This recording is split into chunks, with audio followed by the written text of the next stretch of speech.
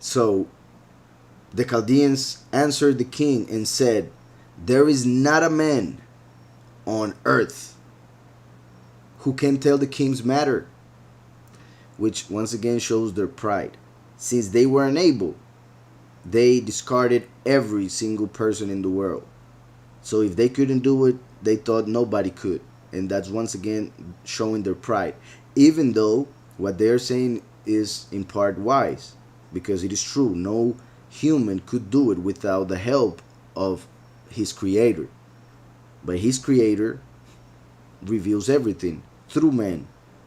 So that was the problem that they had, that they didn't know the true Elohim. Only angels. And angels did not have that access. So the Chaldeans answered the king and said, "There is not a man on earth who can tell the king's matter. Therefore no king, lord, or ruler has ever asked such things of any magician, astrologer, or Chaldean." So that's why they were like not getting the point, because they were like, there's no way that he can be asking us such a thing, because no king ever has asked anything like that.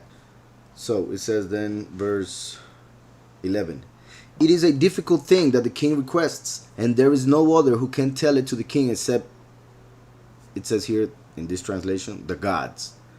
And there is no other who can tell it to the king except the gods, whose dwelling is not with flesh."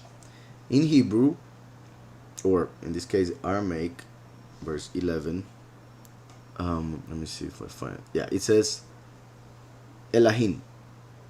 I just want to make sure that that is the word, because it's pretty much Elohim but with a nun instead of a mem. So only the Elohim would be able. So this is important also, because they are recognizing that only the creator could do so. But since they were Babylonians, they believe in many Elohim. That's why they said the gods. Also, the fact that it says whose dwelling is not with flesh, because, well, as we know, regarding the flesh is where the inclination to do evil dwells, and that is pretty much evil in itself. So that's why there's a separation between the spirit and the flesh. That's why Mashiach tells us that flesh and blood cannot inherit the kingdom. That's why we must be transformed or resurrected, depending on the case. Important how they are not able to do it, to interpret the dream or tell the dream. But as we know, because of the book, there is one who will be able. So that shows that Daniel represents the Almighty in the flesh, the Almighty within humanity. Like Yahweh tells us in Isaiah, "I am the first, and I myself will be with the last."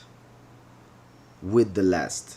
So just like he manifested as Yahushua in the flesh 2,000 years ago, they rejected him, killed him.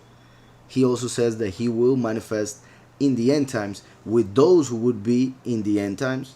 He would manifest among them as the last, the second coming, represented in this case by Daniel.